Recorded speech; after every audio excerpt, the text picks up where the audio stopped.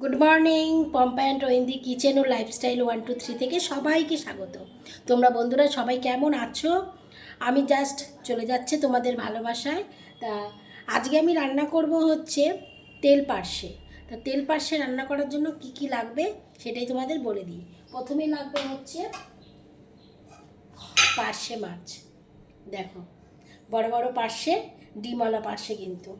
আর লাগবে হচ্ছে মশলার মধ্যে লাগবে টমেটো, ধনেপাতা, কাঁচা লঙ্কা চেরা এবং কাঁচা লঙ্কা কুচি। আর লাগবে হচ্ছে বেগুন আর আলু। এই দিয়ে বানিয়ে ফেলবো হচ্ছে তেল পার্শে।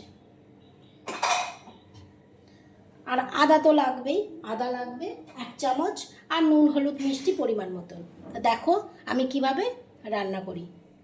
কড়াইতে তেল দিয়ে দেবো। এখানে আমি সর্ষের তেল ইউজ করব।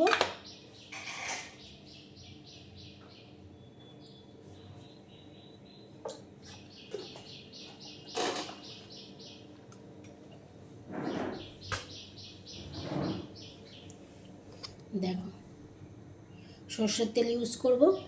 সর্ষের তেল গরম হোক। তেল গরম হয়ে গেছে, এইবারে আমি একে একে পার্শে মাছগুলো দিয়ে দেবো।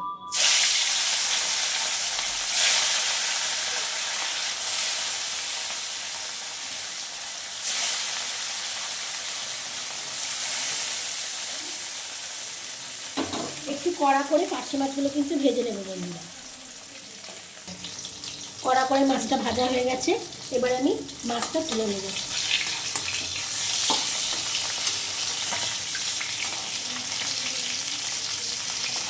দেখো বন্ধুরা, কড়া করে মাছটা কিন্তু ভাজা হয়ে গেছে। বাদ বাকি মাছগুলো এবার দিয়ে দেবো।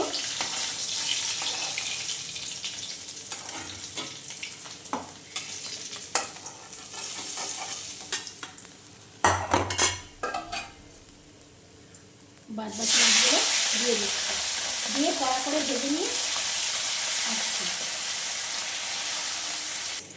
দেখো বন্ধুরা, মাছটা ভাজা হয়ে গেছে কড়া করে।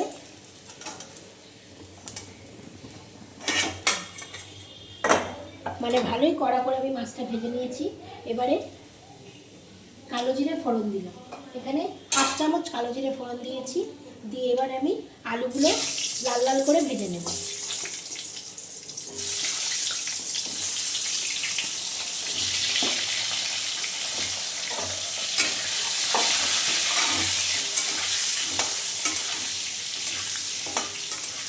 এখানে আমি আলুটা লাল লাল করে একটু ভেজে নেব। দেখো, আলুটা লাল লাল করে ভাজা হয়ে গেছে। এইবারে আমি আলুটা তুলে রাখবো। একদম দেখো লাল লাল করে কিন্তু বন্ধুরা ভেজে নিয়েছি আলুটা। এবারে আমি তুলে রাখবো। তুলে রেখে এইবারে আমি এর মধ্যে দেবো হচ্ছে 1 চামচ আদা। এখানে আমি নুন ইউজ করে দেবো, নাহলে প্রচণ্ড শিখবে। আর দেবো হচ্ছে টমেটো কুচি। এখানে একটা বড় টমেটো কুচি করা রয়েছে। আর দেবো বড় কাঁচা লঙ্কা আর কুচনো কাঁচা লঙ্কা ব্রেড দিয়ে এটাকে ভালো করে একটু ভেজে নেব। আদাটা নরম না হওয়া, আদা টমেটো এগুলো না ভাজা ভাজা না হওয়া অবধি আমি একটু ভালো করে এটাকে ভেজে নেব।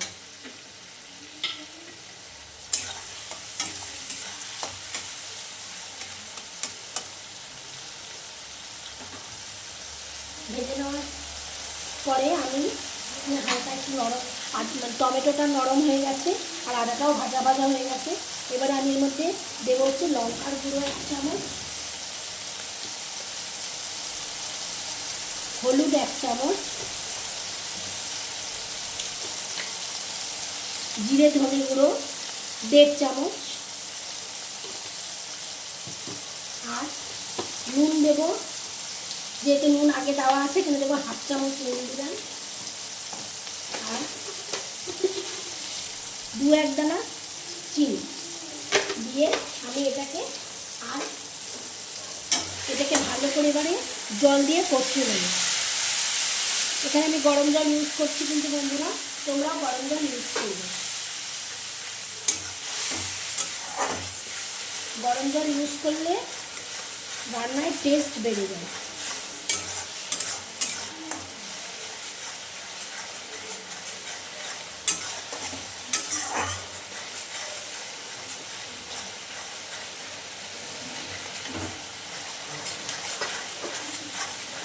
এটাকে ভালো করে কষিয়ে নিচ্ছি, কষিয়ে নেওয়ার পর আসছি।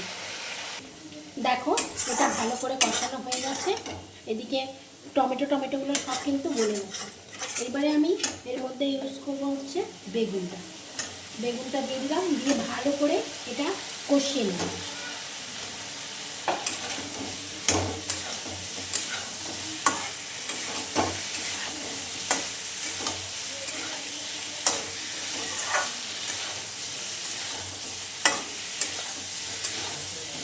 তোমরা হয়তো ভাবতে পারো যে তেল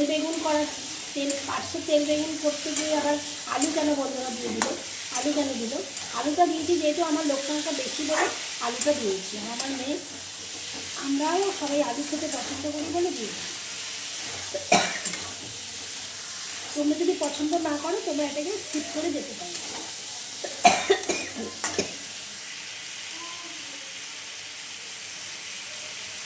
দেখো বন্ধুরা বেগুন দিয়ে মশলাটা ভালো করে কষানো হয়ে গেছে, বেগুনটাও হালকা হালকা নরম হয়ে গেছে।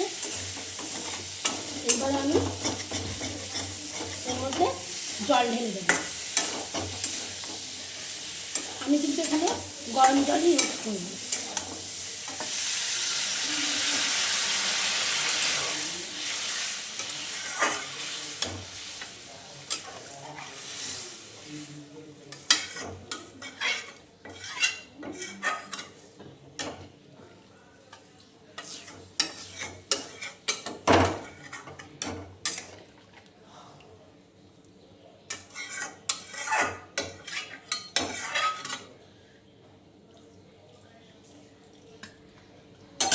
এবারে আমি একে একে আলুগুলো ছেড়ে দেবো, ভাজা আলুগুলো।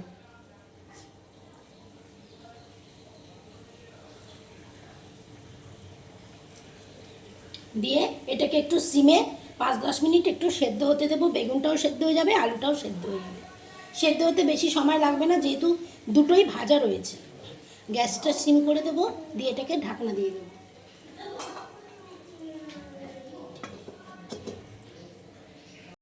দেখো বন্ধুরা আমার বেগুন আর আলু সেদ্ধ হয়ে গেছে। এবার মাছগুলো দিয়ে দেবো।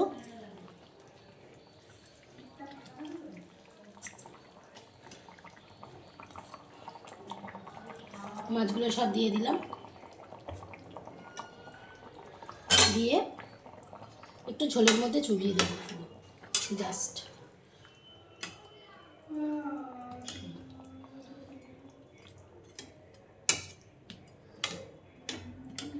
দিয়ে এটাকে আর 5 মিনিট ফুটিয়ে নেব। দেখো বন্ধুরা এবারে 5 মিনিট হয়ে গেছে, মাছটাও হালকা সেদ্ধ হয়ে গেছে।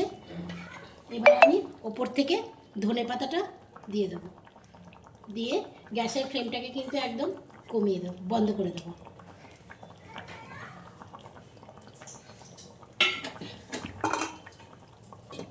স্ট্যান্ডিং সময় দেবো 1-2 মিনিট, দিয়ে নামিয়ে নিয়ে দেখাচ্ছি তোমাদের। দেখো বন্ধুরা আমার বেগুন তেল পার্শে একদম কমপ্লিট। দেখো ওপর থেকে তেলও ভাসছে আর বেগুনগুলোও সেদ্ধ হয়ে গেছে। বেগুন তেল পার্শে হয়ে গেছে আমার। আজকে আমাদের দুপুরবেলার লাঞ্চ হচ্ছে বেগুন তেল পার্শে আর তার সঙ্গে বাঁধাকপির তরকারি। তো যাই হোক, তোমাদের যদি রান্নাটা ভালো লেগে থাকে প্লিজ প্লিজ প্লিজ আমাকে লাইক করো, কমেন্ট করো, শেয়ার করো এবং তোমরা আমাকে সাবস্ক্রাইব করো। এবং যদি ভালো না লাগে সেটাও আমাদের জানিও যে দিদিভাই তোমার রান্নাটা ভালো লাগেনি। Bye, tata. সবাই ভালো থেকো, সুস্থ থেকো এবং সবাই তেল পার্শেটা একবার হলেও রান্না করে দেখো, নিশ্চয়ই তোমাদের ভালো লাগবে। বাই।